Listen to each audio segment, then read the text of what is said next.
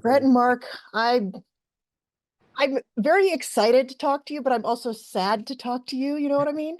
Yeah. And that Same. means a lot. Yeah. And that means a lot. Yeah. Yeah. Normally when we kick off these interviews, we jump right into like, so what happened, guys? But we're not going to do that because I got a bunch of logistical questions and they're living rent free in my head. So I want to start there, if that's okay. Yeah. And we have answers. Yeah. Okay.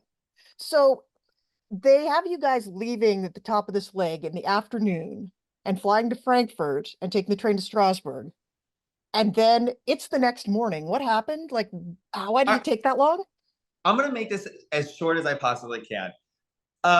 When we got to Germany and Frankfurt, the train was delayed. So then we were supposed to end in Strasbourg at midnight and then get to the council in the middle of the night, and then the legs to start in the morning. However, we ended up, I don't even remember the name of the random town in Germany at like midnight. And we all it's basically like the border town, but the border town. So we ended up having to make accommodation and, get through the night there in that random town. And then we took the train and we ended up in Strasbourg at 6 a.m. So we really did start the leg at 6 a.m. It just took that long to get there because of train delays. And I would like to add that in that 24 hours it took to get there, we only shared a small bag of McDonald's French fries. and then sleep. I think we slept like 30 minutes and then we started the leg. Also, I don't know if I remember this correctly, but it was pretty close. If the train had taken off when it was supposed to, we might not have had Carson and Jack. Oh, because Carson and Jack also, they almost got tickets. into a train to another country. Yeah. And we were hoping, but they were smart enough to almost, they got on the right train. Yeah. And we always joke about somebody going to the wrong country on The Amazing Race, and it's not technically ever happened, but... No. It almost, they were this close. Frankfurt, the train station, I mean, if you've ever seen the photos, it's huge. And it goes everywhere. So, like, you really could. That's the cool thing about it, but also the scary thing. Yeah. Yeah, so then it feels like this week was kind of it was the culmination of, like, what we've seen happen to you guys over and over. You're so good at the challenges. And then when it's getting to the challenges, proves to be a little bit of a hurdle. Right, and this week we did it to ourselves. Yes. Every other week we could say it happened to us. This week we did it to ourselves. Because in Bulgaria at our self-drive, we were good. We were flawless. So I think what happened, it started with the Council of Europe. The same address exists twice in Strasbourg, and I mean literally the same address, except for a different zip code on two different sides of the city. So we went to the wrong one. Getting to the bridge, perfect directions. Tea shop, perfect. Back to the back, perfect. To the stork, perfect. To the pit stop. So we messed up at the two worst times of the leg to mess up, to be honest, and we killed it in between. So that's what really, really got us. Yeah, I mean, I'm one of those nerds that goes up on Google Maps and tries to figure out where you went wrong, and that looked like it was very hard to get right. That very last pit stop.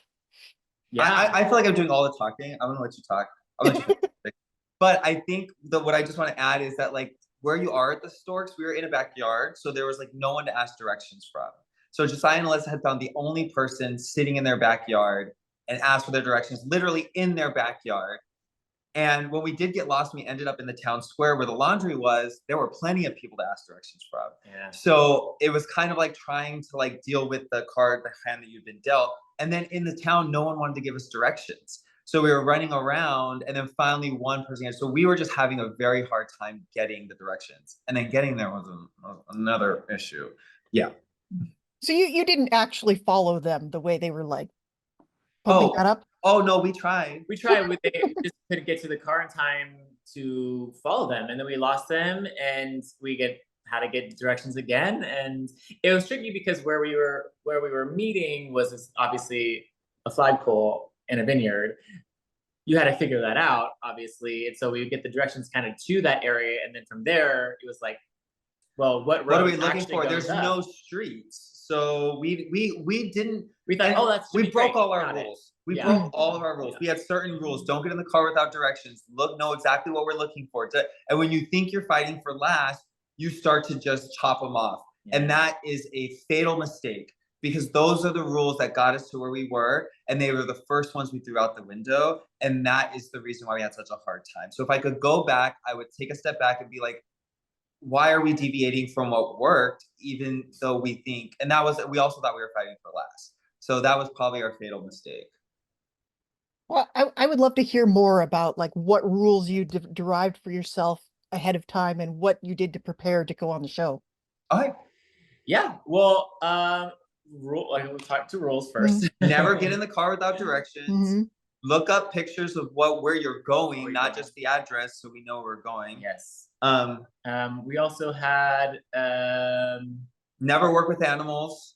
Oh, if you can help it, if you can help it, and see if you can, and like just look around, see what look you up, can, look around where you are. Look up. Yes, because it might be right there next to you, and you don't know because you're just not looking.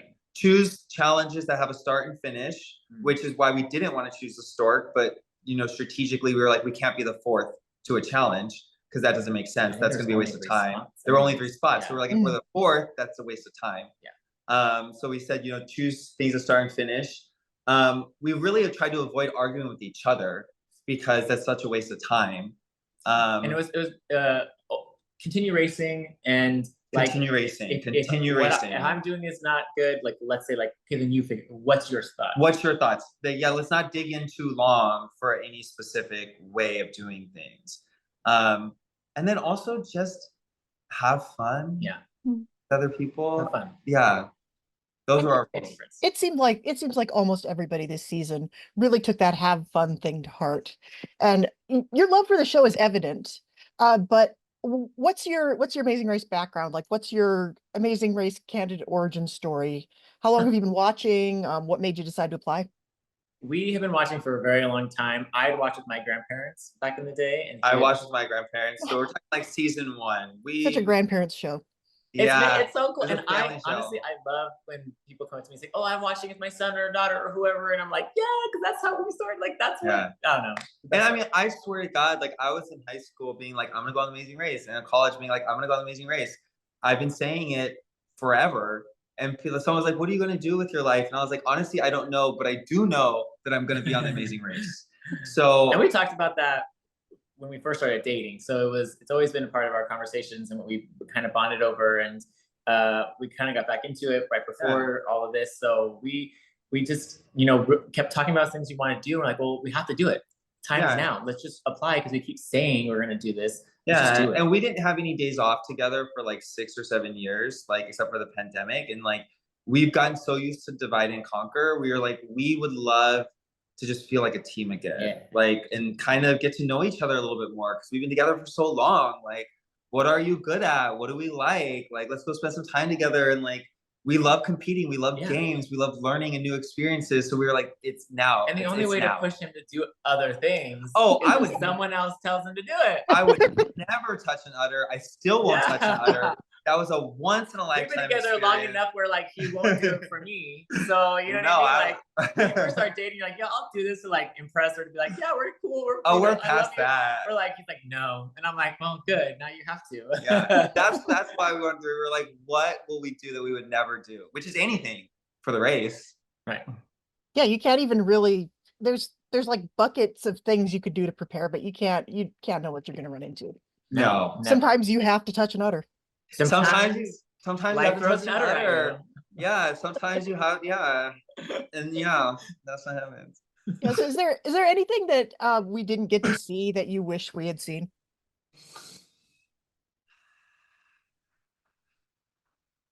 Is there? I mean, I would say there was a lot to the mat in the first mat in Bali that I feel like didn't really get seen, and so I would love for that, or like I feel like there's just funny things that in our heads that was really funny that happened to us or whatever, that it's just too much. Like in the beginning, the first leg, I was laughing hard because his legs were cramping. Oh yeah, that was funny. He had the fanny pack for like 2 seconds because I'm not allowed to hold stuff. I need to hold the things. And so he's like, oh, hold it. I was like, cool, I trust him, I guess. And then he must have dropped the money like 4 times. And I'm running around here picking up the money because we're trying to get to the pit. We're trying to get to the taxi. Yeah. And I was like, it's fine. And he's like, he keeps turning around. He's like, the money's on the floor, babe. And I'm like, I don't know. And we like, literally we came down to like the last cent to get to the pit stop in Hong Kong. And then that was when we decided, like, I don't carry passports, I don't carry tickets, I don't carry money, I carry nothing. So that was funny to me. So that was funny. But it's also 14. I'd say like fun little moments like that you don't really get. I mean, it's been so long. I have to open up my journal now to see. But that would have been fun to see. Intensely relatable. I'm the person who's not allowed to hold stuff either. Oh yeah, but I'm glad we learned it right away. Yeah, I'm glad. Yeah, reminded right away. So, is there anything else you learned about each other that surprised you? Absolutely. Yeah, I think that's one of the things that I take away is just that we came in being like, all right, if it's a detailed like challenge, Mark's gonna be the better one. Heights, obviously me, like things like that, and then to come away being like, oh, like I'm pretty good at details myself, thank you.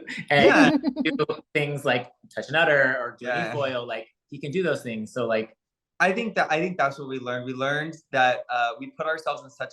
Being together for so long, we put each other in boxes of what we can do and what our role is in the relationship. And the Amazing Race really taught us that like we can both do everything, and it really is freeing and encouraging, and it's so much more fun. And like I think what you guys didn't see was that like the e-foil is something that Brett should have done. He's a surfer.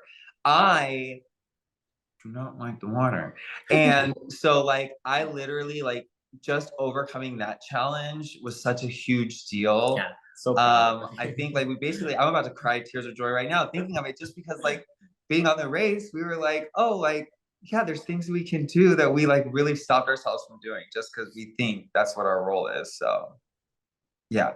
And honestly, I feel like more people should go into the race expecting to get that out of it, because $1 million is great, but that feels like that's the bigger thing to me.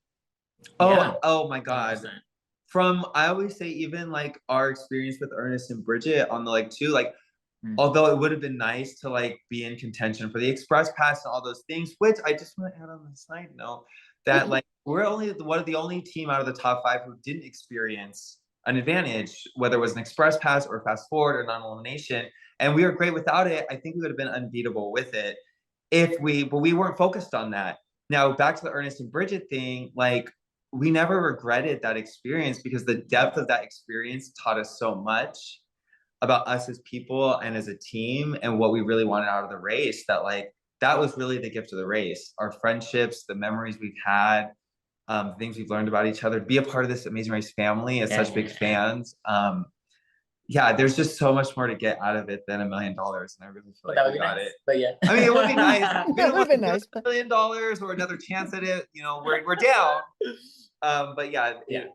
I feel very honored and blessed to have all those lessons and the relationships we made. And yeah. I've really loved watching both of you.